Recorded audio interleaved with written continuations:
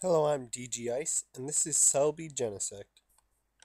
Most decks in the unlimited format are simply a port of a standard deck, adding some junk arms and Professor Oak's new theories, and other cards for consistency.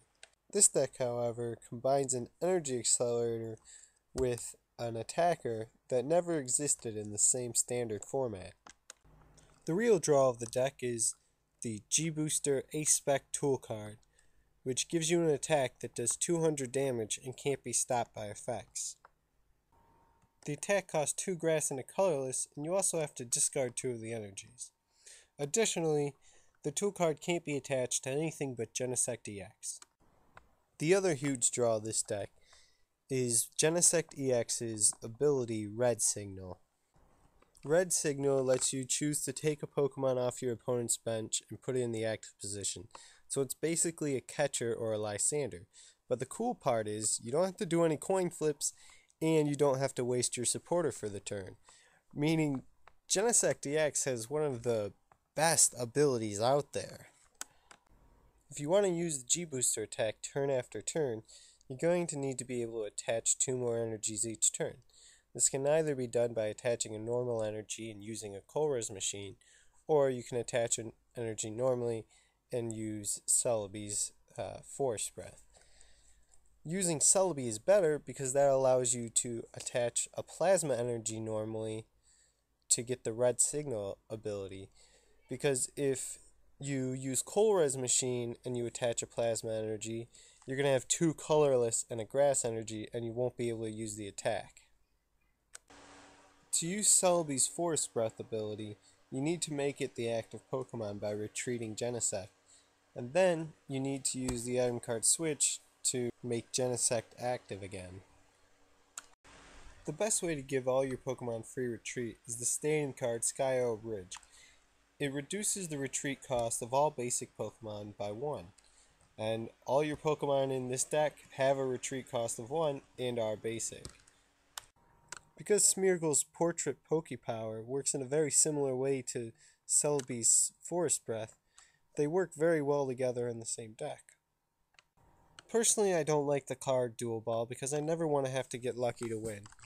But, statistically speaking, it'll help you out for most games, and as long as you play a couple of them, your odds of hitting should even out. But 1 out of 4 times is too many. You can't rely on the card, and therefore I play 1 Ultra Ball and 1 Level Ball. That way if I ever have to Skyla for 1, or if I ever need to search for a Pokemon, I can use Junk Arm to get back a sure thing. So let's talk about the game shortly.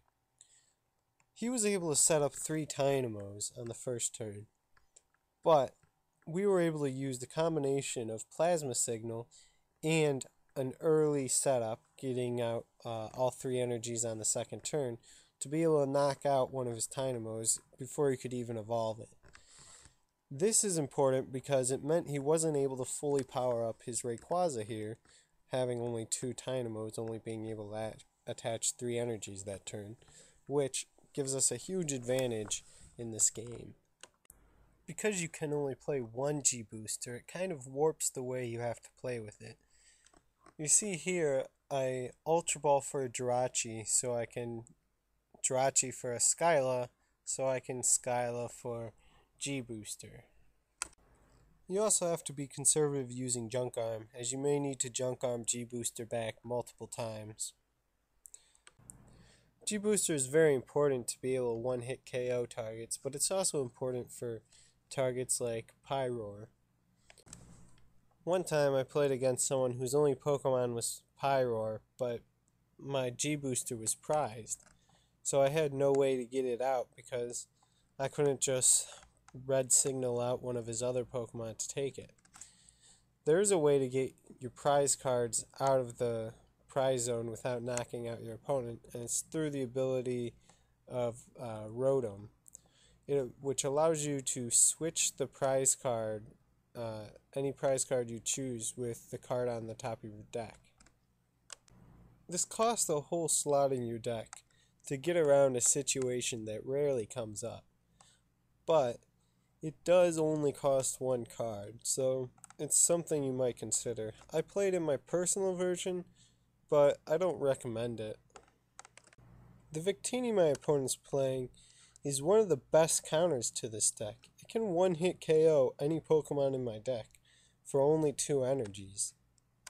It does require a full bench to attack, but it only gives out 1 prize card when it gets knocked out. As you can see, the bench gets pretty full.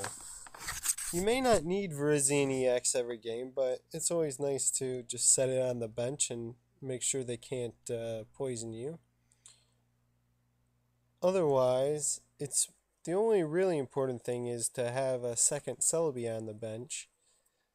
But if you have a second Genesect on the bench and you can attach 1 energy to it, that's really the same thing.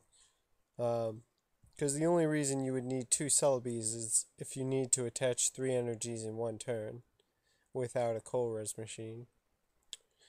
If you ever use a smeargle and actually are successful finding a supporter in your opponent's hand, it'd be pretty okay to just go ahead and play a second smeargle and use the supporter a second time. I do play 2 jirachi-ex, but I really hope that I don't have to use both of them. I'm totally fine using just one of them though. I think the biggest mistake I've seen people who play Celebi Genesect make is not playing 4 Skyarrow Bridge. You need 4 Skyarrow Bridge. I only play 1 colress machine because I rarely need to use it, and when I do, I can jirachi for Skyla and Skyla for colress machine. And again, I'd rather avoid using colress machine, that way I can attach the plasma energies manually and get the red signal ability. I suppose one card you might want to add to this deck is Energy Exchanger. That way you can search up the plasma energies to use as your catcher, because really there's no other way to search for them right now. You just kind of have to draw a plasma energy. If you do play Energy Exchanger, you can just Skyla for it, or you can junk arm it back. It's a shame G-Booster takes up our A-Spec slot here, because otherwise I'd just play computer search and be able to search up plasma energies with that. I play 1 colress and 1 Proffesor Juniper because I like to be able to jirachi for powerful options. I played Town Map in this game, but Elf Lithograph is a better card because it doesn't give your opponent the information. Anyways, that's all for this video. In the next video, we'll be going over Dark Patch in Unlimited.